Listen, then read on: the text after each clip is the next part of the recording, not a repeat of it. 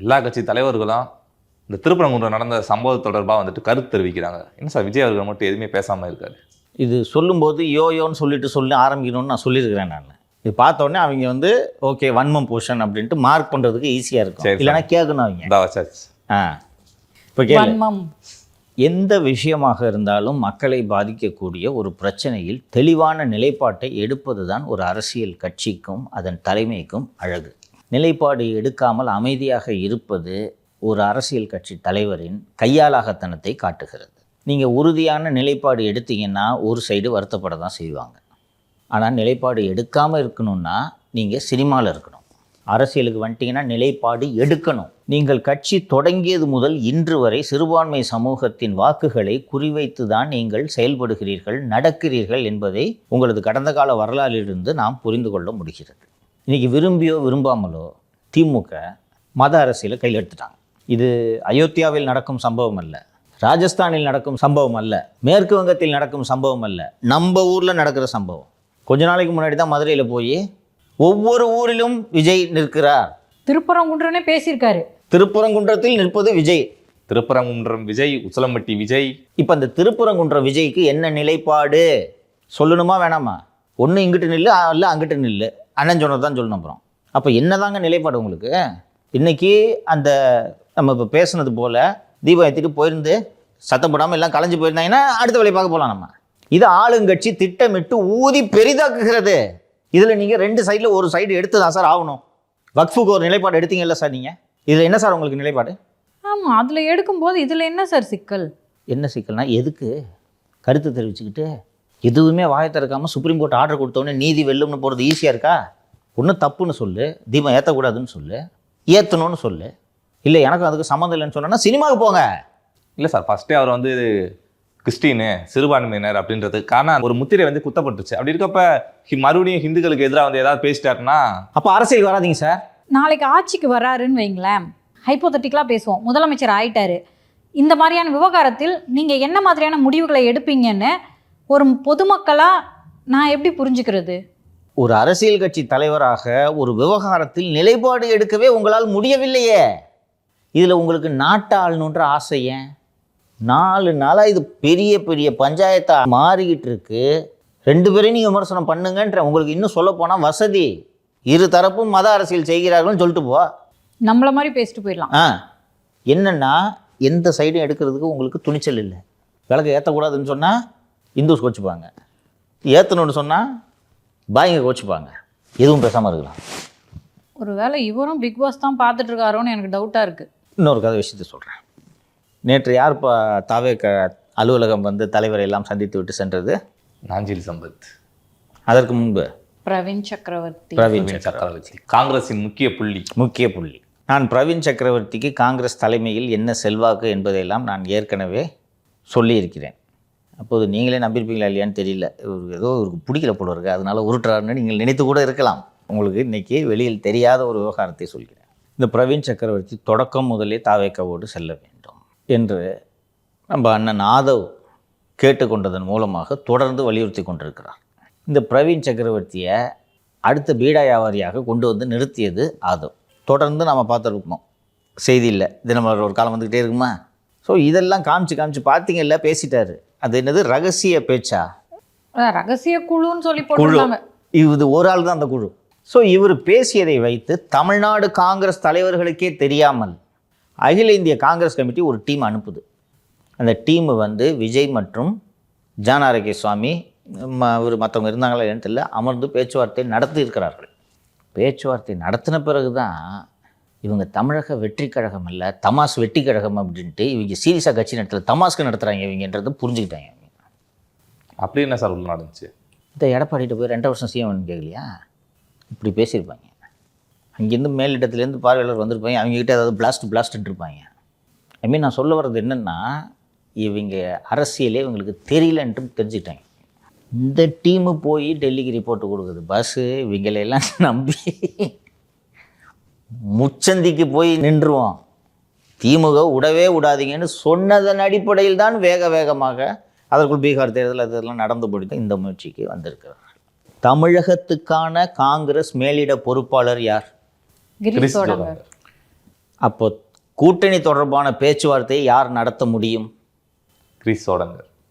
அந்த கிரீஷ் சோடங்கர், அந்த ஆல்வா என்றவர் ஒரு குழுவை அமைச்சு, இன்னும் கூட்டணி பேச்சுவார்த்தையே தொடங்காத சமயத்தில் அந்த குழு வேக வேகமாக தமிழகம் வந்து திமுக தலைவரையும் அமைச்சர் பெருமக்களையும் சந்தித்து அண்ணன் தண்ணி புழங்கிட்டு போயிட்டாங்க. இவங்க கூட தான் கூட்டணின்றது சொல்லிட்டு போயிட்டாங்க. பிரவீன் சக்கரவர்த்தி என்ன ரோல்? பிரவீன் சக்கரவர்த்தியை கூட்டணி பேச்சுவார்த்தை நடத்துறதுக்காக காங்கிரஸ் ஏதாவது நாமினேட் பண்ணியிருக்கா? இந்த பிசி சொல்லிட்டாரு, அரசல் புரசல் வதந்திகளுக்கு முற்றுப்புள்ளி அப்படின்னு. அவருக்கு ஏதாவது ரோல் இருக்கான்னு நான் கேட்குறேன். அவரில் இந்த காங்கிரஸில் ஸ்டாட்டிஸ்டிக்ஸ் அண்ட் டேட்டா பிரிவோட தலைவராக திரு பிரவீன் சக்கரவர்த்தி இருக்கிறார். அவர் கூட்டணி தொடர்பாக ஏதாவது ரோல் இருக்கா? இதுவும் ஆதரவு இல்லை. வாங்க, சரி வந்து இப்போ பார்த்துட்டாருன்னா பிரவீன் சக்கரவர்த்தியை போய் பார்த்து விட்டாரே, திமுக கூட்டணி வேண்டான்ற முடிவுக்கு வந்துருமா? இதை இன்னும் விஜய் நம்பிக்கிட்டு என்டர்டெயின் பண்ணிகிட்டு இருக்காருன்னா அவருக்கு எந்த அளவுக்கு அரசியல் புரிதல் இருக்குது தெரியுதா? நீ யாரியா? பிரவீன் சக்கரவர்த்தி நான் வந்து பார்க்குறேன்னு சொல்லுவார். யாரியா நீ? என்ன கெப்பாசிட்டியில் வர்ற? வரதையும் நியூஸ் ஆக்குறாங்க பாருங்க. சந்தோஷம். நான் சொன்னேன்ல, இந்த விட்டத்தை பார்த்து எழுதும் செய்திகளை பார்த்து சந்தோஷப்பட்டு கொள்வது. இதை புரிஞ்சுக்கிட்டு தான் இவங்க தமாஸ் வெட்டி கழகம்ட்டு அவங்க கண்டுபிடிச்சிட்டு போயிருக்காங்க.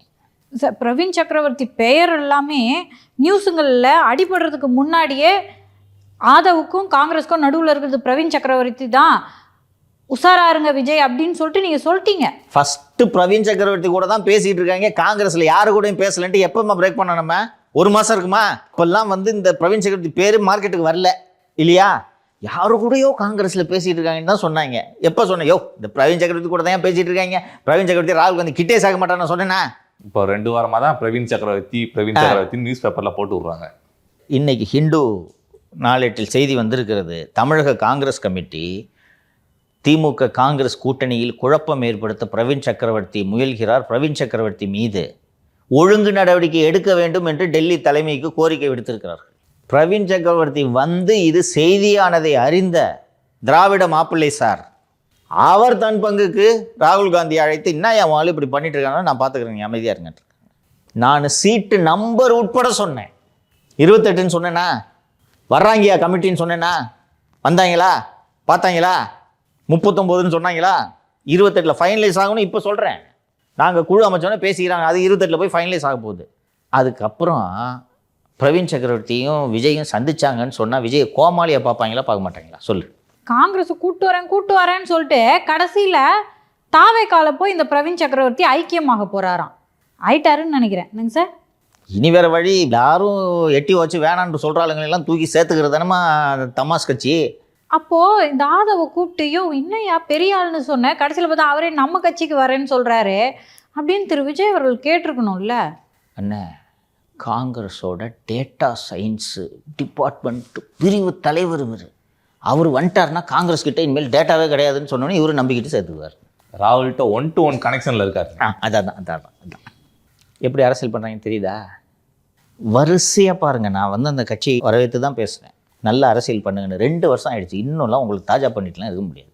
2 வருஷமாக என்னையா அரசியல் பண்ணிகிட்ருக்கீங்க? இப்போ புதுவைக்கு வருவோம். ஃபஸ்ட்டு ரோட் ஷோவுக்கு கேட்டீங்க. ரோட் ஷோ உங்கள் ஸ்ட்ரென்த்து, ஓகேவா? வேறு எந்த கட்சி ரோட் ஷோ நடத்தினாலும் இப்படிலாம் இருக்காது. முதல்வரோட ரோட் ஷோவில் ஆளை தேட வேண்டியதாக இருக்குது. உங்களுக்கு அந்த கூட்டம் இருக்குது, அந்த கூட்டம் தான் உங்களோட ஸ்ட்ரென்த்து. ஸோ இங்கே தமிழ்நாட்டில் ரோட் ஷோ நடத்துறதுக்கு கண்ணுக்கட்ட தூரம் வரைக்கும் அனுமதி கொடுக்குற மாதிரி தெரியலன்னு சொல்லிவிட்டு நீ அங்கே போய் ரோட் ஷோ நடத்தலான்னு போகிறீங்க. அங்கேயும் ரோட் ஷோ கிடையாதுன்ட்டாங்க. எனக்கு எங்கள் ஊர் ஆளுங்களை கொல்ல பார்க்குறியா அப்படின்ட்டாங்க. ரோட் ஷோ நடத்துறதுக்கு அனுமதி இல்லைன்னா கேன்சல் பண்ணிடணும். ரைட்டா? என்ன பண்ணுறீங்க இப்போது? பொதுக்கூட்டம் அரேஞ்ச் பண்ணுறாங்க. அந்த பொதுக்கூட்டத்தை இங்கே நடத்த வேண்டியதானே? அதிமுக நடத்தலை, பொதுக்கூட்டம் நடத்த போகிறீங்க, இங்கே நடத்துங்க சார். தமிழக வெற்றி கழகம் தானே கட்சி பேர். பொதுக்கூட்டம் நடத்துறதுல உங்களுக்கு என்ன சிக்கல்? அதிமுக நடத்துகிறாங்களா? தனியார் இடத்துல நடத்த முடியுமா? முடியாதா? அதில் உங்களுக்கு என்ன சிக்கல்? ரோட் ஷோக்கு புதுவை போகிறத நான் புரிஞ்சுக்கிறேன். அங்கேயும் ரோட் ஷோ இல்லைன்றப்ப ரத்து பண்ணிட்டு போக வேண்டியதானே. அங்கே போய் நீங்கள் பொதுக்கூட்டம் நடத்தி என்னையா பண்ண போகிறீங்க? புதுவை செய்யாமல் போகிறீங்களா? அடிப்படை அரசியல் கூட தெரியல உங்களுக்கு. தெரியுதா? உங்களுக்கு இல்லாத அறிவு நேற்று கட்சி தொடங்கியவருக்கு இருக்கிறது. எஸ், தொடங்கியது இல்லை, தொடங்க போறவருக்கு இருக்கு. இன்னும் தொடங்கவே இல்லை கட்சி. 14 கட்சி பேர் என்ன தெரியுமா? லஜக் பாண்டியா. கட்சி பேரை சுருக்கமாக சொன்னேன்ப்பா. ஸ்டூபிட். லட்சிய ஜனநாயக கட்சி. சுருக்கு லஜக். ஏன் பேரை மாற்றினாரு? நான் முன்னாடியே சொன்னேன், புதுவை வெற்றி கட்சி பூவே ஏன் பேரை மாற்றினாரு? அதான் என்ன புதுசாக ஏதோ ஒன்று சொல்கிறீங்களேன்னு பார்த்து. புதுவை வெற்றி கட்சின்னா எங்கே போட்டிடணும்? புதுவையில் மட்டும். தமிழ்நாட்டில் எப்படி போட்டிடுவ? ஒரு கட்சினா வந்து தொலைநோக்கு பார்வை தேவை. இவருக்கு ஏன் தொலைநோக்கு பார்வை வந்தது என்பது மிக முக்கியமாக நீங்கள் பார்க்க வேண்டும். ஏற்கனவே நம்ம மச்சான் வர்சஸ் மச்சான்னு தம்பு வச்சோம். இப்போ இந்த மச்சான் புதுவையில் போட்டிடுறதுக்கு வாய்ப்பு இருக்கா? இல்லை சார், இல்லை. ரைட்டா? இப்போ இந்த மச்சான் இங்கே போட்டிடும்போது அந்த மச்சான் கேண்டிடேட்டு போடணும். புதுவை வெற்றி கட்சி எப்படி இங்கே வந்து கேண்டிடேட் போடும்? புதுவைக்கு போப்பா சொல்லுவாங்க மாட்டாங்களா? இந்த மச்சான் போட்டியிடக்கூடிய தொகுதியில் அவருக்கு எதிராக போட்டியிடும் எந்த வேட்பாளராக இருந்தாலும் அவருக்கு 30 கோடி செலவிட வேண்டும் என்று பட்ஜெட் ஒதுக்கி இருக்கிறார் அந்த மச்சான். நான் கூட இன்ஸ்டாகிராமில் இருக்கேன், 15,000 ஃபாலோவர்ஸ் இருக்காங்க. சாங்ஷன். திரு சார்ல்ஸ் அவர்களே பார்த்துட்டு இருந்தீங்கன்னா லஜக் கட்சி தலைவர் திரு சார்ல்ஸ்ன்னு சொல்லுங்க சார். வேட்பாளராக என்னை நிறுத்துங்கன்னு சொல்லும்போது இப்படி இல்லாம கேட்க முடியும்? அவர் கட்சி பேர் சொல்லுங்க. லஜக் சார். லட்சிய ஜனநாயக கட்சிமா. லஜக் கட்சின்னு சொல்லுங்க மேம். ஈஸியா இருக்கா இல்லையா? லஜக் மொஜக் பஜக். சார் வேட்பாளராக நான் கொஞ்சம் கோரிக்கை வைக்கலான்னு பார்த்தா இப்படி மொட்டிலேயே கருக்குறீங்க 2 பேரும் சேர்ந்து. இதுக்கே இப்படி சிரிக்கிறீங்களே, இன்னொருத்தம்மா சொல்கிறேன். புதுவையில் இருக்க மக்களுக்கு தொலைபேசி அழைப்பு ஒன்று போகிறது. JCM, Jose Charles Martin. நீங்கள் உங்களுக்கு சார்ல்ஸ் மார்ட்டினை பிடித்திருந்தால் எண் 1 அழுத்தவும். ஆஹா, என்ன புது ஐட்டமாக இருக்குது. டெக்னாலஜியை யூஸ் பண்ணுறாங்க. போன உடனே ஒரு 2 பேருக்கு ஃபோன் போயிருக்கு. எனக்கு பிடிக்கலன்றதெல்லாம் விடு, என் நம்பர் உனக்கு எப்படி தெரியும்? இது என்ன பழக்க வழக்கம் வந்து அப்படின்னு புதுச்சேரி சைபர் கிரைமில் கம்ப்ளைண்ட்டை கொடுத்துட்றாங்க. இதை பாருங்கள் சார், இந்த கட்சிக்காரங்க என் டேட்டாவை திருடி, என் தனிநபர் விவரங்களை திருடி, இவரை பிடிச்சிருந்தா நான் இதை அழுத்தணும் அதை அழுத்தணும், அவரை போய் எங்கேயாவது அழுத்த சொல்லுங்கள், நான் ஏன் சார் அழுத்தணும் இதை அப்படின்னு புகார் கொடுக்குறாங்க. இப்போ என்ன நடந்திருக்கும்? சைபர் கிரைமே விசாரிப்பாங்க சார். அப்புறம் இங்கே தான் நீங்கள் தப்பு பண்ணுறீங்க. லஜக் கட்சியே போய் ஒரு புகார் கொடுக்குது. எங்கள் பேரை பயன்படுத்தி இதை அழுத்த அதை அழுத்துன்னு யாரோ நீங்கள் தப்பாக ஃபோன் பண்ணுறாங்க, நீங்கள் விசாரித்த நடவடிக்கைன்னு இவங்க ஒரு புகார் கொடுக்குறாங்க. இப்போ தான் அரசியல் கட்சி மேலே செயல்படுறாங்க. அது ரோட் ஷோ விவகாரத்தில் வேறு அவர் என்ன சொன்னார் தெரியுமா சார்? சொல்லுங்கள். கரூரில் 41 பேர் இறந்துட்டாங்க, எல்லாம் ஓடி போய் ஒழிஞ்சுக்கிட்டீங்க, மறுபடியும் இங்கே வந்து ரோட் ஷோ நடத்தணுமா சார்? இங்கே தான் சார் எனக்கு ஒரு டவுட் வருது. சொல்லுங்கள். தமிழக வெற்றி கழகத்தோட கூட்டணி வைப்போம் அப்படின்னு சொல்லிட்டு போன வாரம் வரைக்கும் சொல்லிட்டு இருந்தாரு. இப்படி சடனாக அட்டாக் பண்ண வேண்டிய தேவை என்ன இருக்கு? மச்சான் மேலே இருக்க காண்டில் என்ன பேசுகிறோன்றதே தெரியாமல் பேசுகிறாங்க, தெரியுதா? ஒரு மச்சான் பாண்டிச்சேரி காலி பண்ணணும், இன்னொரு மச்சான் ஒரு கட்சியை காலி பண்ணணும்னு நினைக்கிறார். பண்ணிட்டார் ஆல்மோஸ்ட். நம்ம ஊர் அரசியல் தான் ரொம்ப விறுவிறுப்பாக இருக்கும்னு நினச்சா பாண்டிச்சேரி அரசியல் களை கட்டுதுப்பா. அதுவும் இந்த என் 1 அழுத்தம் சொன்னாங்கல்ல, ஆக லஜக். நல்லா இருக்கா? நல்லா இருக்கு சார். பிஜேபியில் இருக்கக்கூடிய இலாக்கா இல்லாத அமைச்சராக இருக்கக்கூடிய திரு ஜான்குமார் அவர்கள் லஜக் கட்சியில் இணைவதாக இருந்தது. அவர் இப்போது பஜக் கட்சியில் இருக்கிறார் இல்லையா? அவர் வரலன்ட்டார். எதுக்கு சார்? விடலையா? வரலையா? வரல. அவர் he use to be mister Martin's employee. அவ்வளோ ஒரு மார்ட்டினோட தீவிர விசுவாசி. அவருக்கு லைஃப் கொடுத்தது திரு மார்ட்டின் அவர்கள். மார்ட்டினோட லாட்டரியை விற்பனை செய்து கொண்டிருந்த வியாபாரி அவர். இன்றைக்கி ஓரளவுக்கு பொருளாதார வசதியோடு இருக்கிறார் என்றால் அவர் அதற்கு காரணம் மார்ட்டின் என்ற அடிப்படையில் அவருக்கு ரொம்ப பிரியம் மார்ட்டின். அந்த அடிப்படையில் அவருடைய மகன் கட்சி தொடங்கும்போது நாம் லஜக் கட்சியின் முக்கிய தூணாக மாற வேண்டும் என்று எண்ணிக்கொண்டிருந்தவர் தாவேக நேரடியாக இங்கே வருகிறது என்றதும் நான் பாஜகவிலேயே இருந்து கொள்கிறேன் என்று சொல்லிவிட்டு இந்த லஜக் கட்சியோட தொடக்கம் எப்படி இருக்குது பாருங்கள். ஸோ அவர் மச்சான் கூட இருக்கிறவங்க எங்கே நின்னாலும் நான் 30 கோடி பட்ஜெட் அவங்களுக்கு. நீங்கள் வேணால் அங்கே ஆதவ் தொகுதிக்கு எதிராக போட்டிட்டீங்கன்னா அவங்க நம்மளை செலக்ட் பண்ணணும். அதுக்கு நீங்கள் லஜக் ஆதரவாளராக இன்றே மாறுங்கள். மாறிட்டேன். ஓகே, 10 நிமிஷம் ஆச்சு மாறி. ஓகே. என் கட்சியோட பேரை முதல்ல சுருக்கி சொல்லாதீங்க, ஃபுல்லாக சொல்லுங்கள் சார். உங்கள் கட்சியை மட்டும் நான் சொல்லியேம்மா, பாஜகவை பஜக்குன்னு தானே சொல்கிறேன். அதை பற்றி எனக்கு கவலை இல்லை. அப்போ தாவேக்க தவக்கா, ஐஜேகே அஜக். ஸோ புதுவை அரசியல் இப்படி இருக்கிறது. இவங்க இந்த பிரவீன் சக்கரவர்த்தியை காங்கிரஸ் சீன்றதே இல்லை. You have to understand how a party works. அந்த மூமெண்ட்டெல்லாம் நீங்கள் உற்று கவனிச்சிங்கன்னா எதை நோக்கி போகுதுன்றது புரிஞ்சுக்கலாம். நீங்கள் தான் காங்கிரஸ் கூட்டணின்ட்டு ஊராக சொல்லிக்கிட்டு தினமலர்லையும் விகடன்லையும் 2-3 நியூஸை போட்டுட்டு காங்கிரஸ் கூட்டணி வரப்போகுதுன்னு நீங்கள் நம்பிக்கிட்டு இருக்கீங்க. அந்த கட்சி எப்படி வேலை செய்யுது? தமிழ்நாட்டில் எந்த கட்சியும் கூட்டணி பேச்சுவார்த்தைக்கு டீம் அமைக்கல. முதல்ல அமைச்சாங்களா? திமுக இன்னும் பேச்சுவார்த்தைலாம் ஆரம்பிக்கவே இல்லை. முதல்ல போயிட்டு சார் வந்துட்டு சார்ட்டாங்களா? இன்றைக்கி ஜூனியரில் போட்டிருக்கு. அந்த உங்களுடன் ஸ்டாலினா ஓரணியில் தமிழகமா, அதுக்கு அந்த நேர்காணலாம் நடத்துறதுக்கு வர்றவங்களுக்கு பட்டர் பிஸ்கட் வச்சுருந்தாங்க. இந்த நீங்களும் 2 பட்டர் பிஸ்கட் எடுத்துங்க நாங்களாம் ஸ்டாலின். இங்கே என்னையா எங்களை தனியாக கவனிக்காமல் அதே பழைய நமுத்து போன பட்டர் பிஸ்கட்டை கொடுக்குறீங்கன்ட்டு கடைசி வரைக்கும் அந்த பட்டர் பிஸ்கட்டை தொடாமல் வந்திருக்காரு ஜோர்டான்கர். நம்மகிட்ட கூட கேட்டால் கூட கொடுத்துருக்கலாம். நல்ல பிஸ்கட்டாக கொடுத்துருக்கலாம். தேங்காய் பிஸ்கட் இருக்கப்பா. ஸோ அப்படி வேகமாக காங்கிரஸ் திமுகவை நோக்கி பயணித்து கொண்டிருக்கிறது. திமுக விட்டு வர்ற ஒரு ஐடியா அவங்களுக்கு இல்லை. அப்போ என்ன அரசியல் பண்ணுறீங்க நீங்கள்? இது எதை நோக்கி செல்ல போகிறது என்று நான் சொல்லட்டுமா? விஜய் தேர்தலில் போட்டியிட போவதில்லை.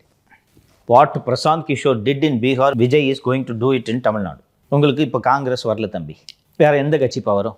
லஜக் பாசிபிலிட்டி இல்லை, வாய்ப்பே இல்லை. ஓகே, வேறு TTV is a possibility. But என்ன வேல்யூ ஆட் பண்ண போகிறாரு? டிடிவி விருப்பப்படுறாரு, அதுக்கு பிஜேபி மனசு வைக்கணும். அது நாளைக்கு பேசுவோம் அதை பற்றி. அவர் திமுகவுக்கு போகிறது உறுதியாகிடுச்சு. ஒன்று திமுக இல்லைன்னா இன்னொன்று இங்கே போனால் ஜெயிக்க முடியாதுன்னு தெரியல. சரி, ஜெயிக்க தான் முடியாது, துட்டு கொடுப்பியா? அதுவும் இல்லை. அப்போ எதுக்கு உங்கள்கிட்ட வரணும்? பல தேர்தலை பார்த்தவர் டிடிவி. ஏதாவது பிரயோஜனம் இருக்கணும். திமுக கிட்ட போச்சுன்னா கணிசமான பணம், என்டிஏ கூட்டணிக்கு போனால் குறைந்தபட்ச வெற்றி. உங்கள்கிட்ட என்ன இருக்குது? அவர் என்ன விஜய் வச்சு படம் எடுக்க போகிறாரா? அப்புறம் எதுக்கு உங்க கூட வரணும்? இல்லை அதை கூட பாஸ்கெட் பால் விளையாட போகிறாரா? அதை வயசுலாம் தாண்டிட்டார் அவர். அப்போ இல்லை. யார் வேறு எந்த கட்சி வரும்? வேறு எந்த கட்சி வராது சார். பிசிகேலாம் வராது. சரி, வேறு ஏதாவது ஒரு கட்சியாவது சொல்லுங்கப்பா. வராது. அப்புறம் வராது. ரைட்டு.